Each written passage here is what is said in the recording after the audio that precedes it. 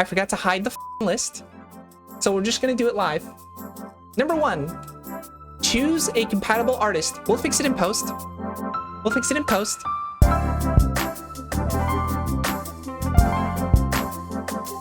Hi YouTube, BoxyDoxy here. I have been an artist for 8 years, and over that time, I've dealt with commissioner clients, both good and bad. So I decided to put together this list today for you for best practices if you want to commission an artist. Could be me, could be somebody else, but hopefully these rules, or rather guidelines, apply to any artist. So let's get started. Number 1, choose a compatible artist. Be aware of their wheelhouse, and if something is outside of it, don't expect miracles. What do I mean by this? So let's say you hire an artist like myself who is more Western style, or somebody who draws like Disney princesses, or somebody that you found on Tumblr who does like that Tumblr style. Don't ask them for anime, because you are probably not going to get the best anime. They might be able to do it, but it's better to choose a compatible artist to what you're looking for. And number 2, check with other commissioners. You might be able to avoid a nightmare working relationship. So do your due diligence. Find other clients that have hired that artist before, and just like ask around. How are they to work with? Do they take a long time? Do they communicate? Were you satisfied with your final product? How far or close to what you wanted was it? Things like that. Number 3, only commission if you can comfortably afford it. This one's pretty important to me. You don't want to let yourself be forced to renege on a commission, because that's a pain in the ass for both you and the commissioner. You don't get the commission that you wanted in the first place because of financial difficulty, and then an artist who might have been relying on your commission now has to go and find another commissioner. Also, it's just good financial health to practice. Don't stretch yourself too thin. If you're living paycheck to paycheck, maybe don't prioritize art commissions. As much as you like an artist and as much as we appreciate your support, I think it's more important to me that my commissioners are able to make rent. Okay? Number 4, communicate clearly and concisely. Be direct with what you want. So, you don't want to be like, I mean, unless the artist likes it for like kinky reasons, you don't want to be like a dictator. You don't want to be nitpicky. You don't want to like give them a wall of text with lore of your character with like an entire backstory. Just keep it straightforward and to the point, and be open in communicating with the artist. And this is true for artists as well. What I'm going to do is in the next video, I'm going to address how artists should be communicative. And so if you're interested in that, make sure you subscribe. Ring that bell. I hear that's a thing that people do on YouTube, and I'm new to this, so I want to see how it works myself. Number 5, have references ready and organized. Put your best images first. Okay? I don't want to be a reference excavator. I don't want to open up an imager gallery that's like a giant column stream of like 100 different, every single piece that you've ever gotten commissioned, just like a bunch of pieces, and I have to scroll through to find like relevant ones that actually work for me.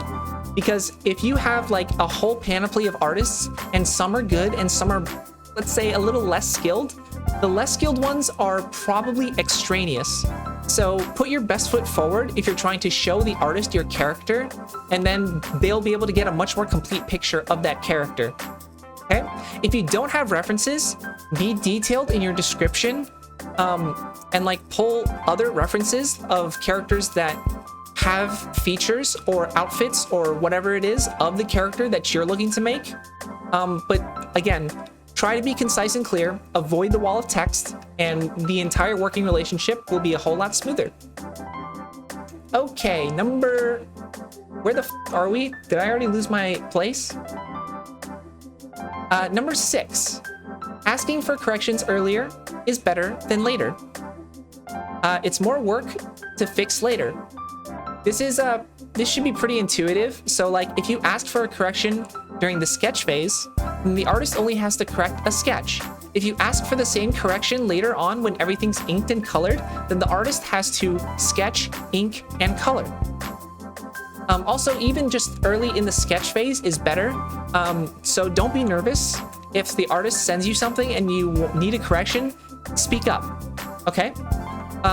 Obviously, this is weighed against being nitpicky, but if it's a reasonable correction that you asked for and the artist forgot, make sure you ask for it earlier, okay? Number 7, don't flip-flop. So when you are trying to communicate with the artist what you want, if you don't have a strong preference, just trust them. It's much better than flip-flopping because flip-flopping just wastes time. Let's say you want to try it one way, understand that this takes time. And if you keep on asking for a bunch of different looks from an artist, you're wasting a lot of time. And they are well within their rights to ask for more money at that point. Okay? Number 7, be patient and flexible. Artists are not robots, even VTubers, okay? Artists are not robots, and real life gets in the way sometimes. So there is a limit to how patient and flexible you should be. Like if the artist says it'll take a month and it takes 2 years, that wasn't great, okay? But as a commissioner, you should be ready to be somewhat patient and flexible as long as the artist is communicative. Because things happen. Sometimes I do need to delay turning in a commission because, you know, some lady crashed into my car while it was parked, and now I have to figure out how to get it fixed. True story. Number 9. And this one is, in my opinion, more optional because tipping is a pretty complicated matter.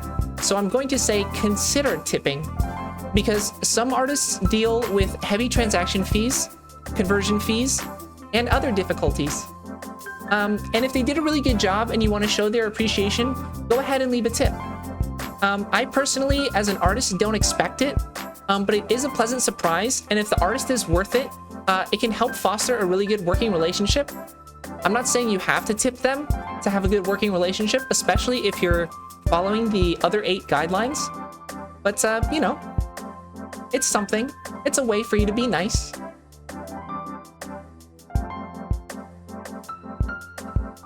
With that, thanks for watching. Like the video if you learned something. Comment if you have something to add to this list.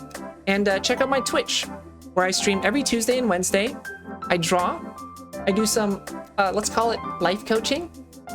And some chill gaming from time to time. So until next time, jerk off responsibly.